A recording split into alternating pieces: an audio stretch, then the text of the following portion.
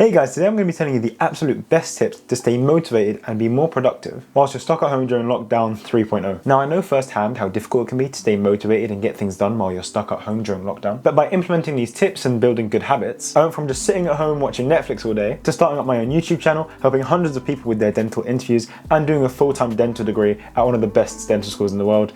Shout out KCL. So if you're interested to find out how I did this, keep watching and leave a like if you're excited to make a change. Okay, so my first tip is actually one of my favorites, and it is to eat that frog. Now before you start thinking I'm crazy and click off the video, hear me out. You know when you've been procrastinating for a very long time and you finally sit down to work, and then you always seem to gravitate towards those topics that you found easy over and over again? Well, that's because we naturally like to gravitate towards the easy topics or the easy tasks that we've set ourselves first. And we usually spend a lot of time on things that we know we can comfortably complete because there isn't much of a challenge in doing them and we can nearly always get them done quickly. Similarly, we always have that one topic or that one task that we never ever get around to actually doing. For me, that's anything to do with physics. And this perceived hard task is what I'd refer to as your frog. This frog is the most important task of your day and is usually one of the harder ones. It's that one task that you always procrastinate and you push till the end of the day so that your future self can worry about it later. And I used to do this so much. But in order for us to be more productive, we need to eat our frogs. This means that we have to make an absolute priority to complete those hard tasks and important tasks first thing in our day. Because if we don't, we'll just procrastinate and definitely not get it done like the hundreds of times that we've done before. This concept of eating a frog actually came from a book I read by Brian Tracy called Eat That Frog. He talks about how important it is to get the most important tasks of the day done first and then worry about the other tasks after. By doing so, we can be a lot more productive,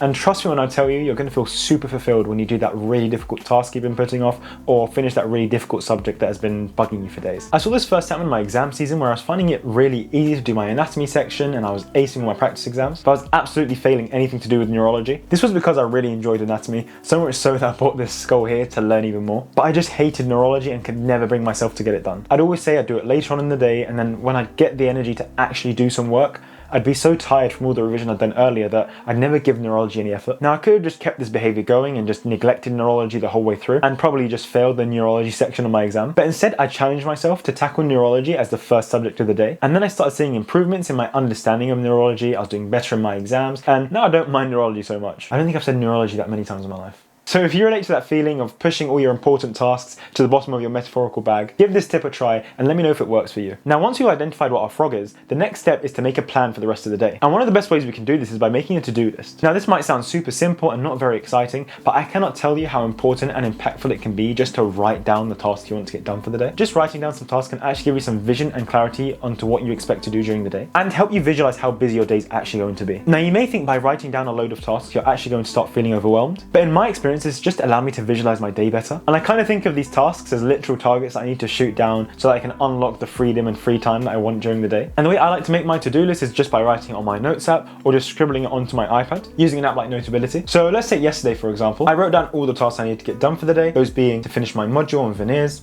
write the script for this video, filming and editing my video, and a few more things too. But essentially what I'm doing is, instead of just saying I'm going to be productive and praying I muster the motivation to do the work during the day, I write down my tasks so I know what things need to be done. And anytime I need to check up on what things are left, I can just check my to-do list or look at my iPad and know instantly how many tasks I have left until I'm free. On top of this, I'm making sure I always identify my frog. So yesterday that was my veneers module that I just couldn't be bothered to do. And then once I've done this, I rank my tasks in terms of priority from 1 to 10, where 1 is the most important task, aka the frog, and 10 is my least important and usually the least time-consuming task of the day. In doing so, it ensures I do all my important tasks early on in the day where I have high amounts of energy. And as I get more tired and lose focus, I only have the short and easy tasks to get done. Doing this is super effective at home because when we're at home, we don't actually have a routine to stick to or specific tasks that need to be done to continue the rest of our day. For example, we don't need to drive to work or we don't need to wear our school uniform and get the 8 o'clock train in the morning. We have the autonomy to make the decisions that we want to make, but too much freedom can backfire, especially when you don't have a structure to your day. So by making a to-do list, we can try and emulate this sense of urgency and importance when it comes to the tasks we need to get done. And the only thing we really have to do is have that discipline to actually do the tasks we said we're going to do. And that's why I really like to-do lists and like ranking how important my tasks are to ensure I get the more urgent, important ones done first. And leading on from this idea of forming a routine, my next super simple and easily applicable tip is to make sure you just change your clothes. Now I know we're all guilty of sitting in our pajamas all day and convincing ourselves that we're not doing this because we're lazy, but because we're super productive and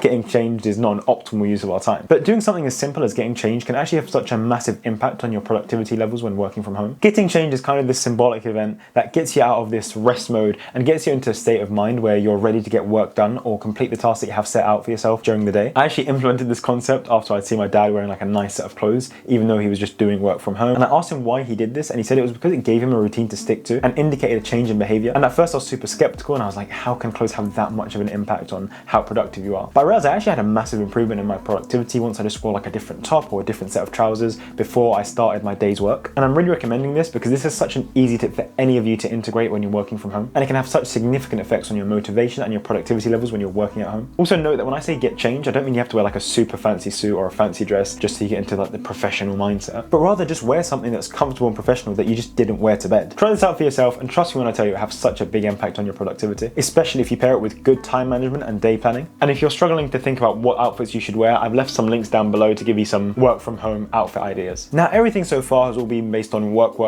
but relaxing is a very important part of maximizing your motivation at home. So my next tip is to make sure you make time to chill. Now, I'd be lying to you if I said that every time I made a to-do list, I'd power through all my tasks and get them done straight away. I definitely still procrastinate sometimes, but that's why I think it's important to integrate leisure and relaxation time into our schedules to maximize our productivity and ensure we maintain a high level of mental health. Now, there are many things you can do to relax and take time off. Some people like to watch TV, others just want to hop on their PlayStation, and some just want to go on a walk to take their mind off things. But the key element in all of these is when we relax, we have to do things that we actually enjoy and make sure that we pace them out well during the day. I mean, it's important to relax, but if we spend all our time relaxing, we'll never get any work done. So I think it's important to relax when we're feeling down and try and integrate that relaxation as a reward for doing work. For example, you should start your day off by doing some tasks on your to-do list, and once you've completed some of these tasks, reward yourself with a break, so watch some TV or do whatever you'd like to do. This ensures that you view relaxation as a reward, and it acts as a source of motivation to actually get the task at hand done. If you start your day off by just getting straight out of bed and hopping on the PlayStation, not only are you going to procrastinate, but the value of that free time is going to diminish as you haven't really earned it. The way I personally integrate my breaks is by picking something I enjoy that is time bound. For example, I'll finish up my module notes on a specific topic I need to get done, and then I watch an episode of Rick and Morty or The Office. Also, a little side note here, when I'm talking about The Office, I'm referring to the US version because it's 10 times better than the UK one. And if you disagree, let me know why down in the comments below, because I don't understand how you think the UK one's any good. Anyways, getting back to what I was saying, I'd watch one episode of these shows after I get about an hour of work done. This ensures that I don't overwork myself when I'm getting my tasks done, and it ensures that I have some structure to my breaks to ensure I don't go overtime or procrastinate, as they're always the same length, the length of one episode of Rick and Morty or The Office. I'm not saying you need to follow my formula completely, or that you need to schedule your breaks in, but there should be some element in control when it comes to the time you take off, to ensure you strike the right balance between work and relaxation, and to ensure that you don't just waste the whole day scrolling through TikTok. Now, my final tip is the easiest to say, but the hardest to implement, and that is to eliminate any distractions, especially social media. It sounds super easy just to lock our phones away in another room, and boom, suddenly we'll be the next productivity guru like Ali Abdaal and Karma Medic. But the harsh reality is, eliminating distractions is actually quite a hard thing to do. And the first thing that we need to do is identify what our biggest distractions are. For 90% of us, the answer will be our phones, and even more specifically, social media. And to be honest, some easy solutions here are to just turn your phone off, lock it in a completely other room, or use distraction blocking apps such as Forest. But of course, I understand that this is hard, and it's something that you have to just develop through discipline. And the way I think of it is that even though I'm not using my phone right now, whenever I do have my breaks, I'll be able to go back on my phone and,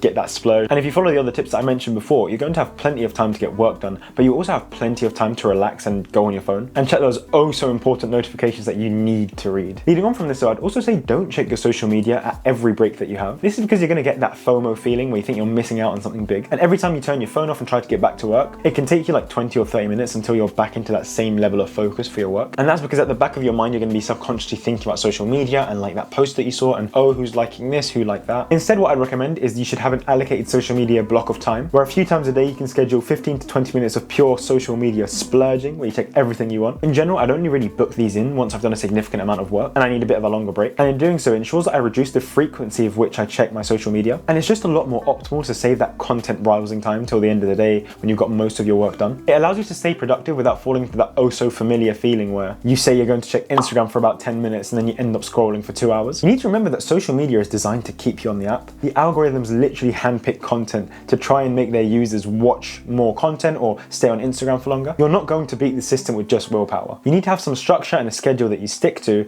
ensure that you just don't waste the hours in the day. This will allow you to maximize your time and ensure you have the greatest level of productivity with the least amount of procrastination. There are a load of other ways to eliminate distractions, and I'll leave a link down below so you can read some of these methods. These tips would definitely help you boost your productivity and deal with these difficult times during lockdown. If you enjoyed the video, make sure you check out some of my other videos here and here. I'd really appreciate it if you could like the video, subscribe, and hit that notification bell, as it really helps small channels like mine grow. And that's about it really. Thank you and have a great day.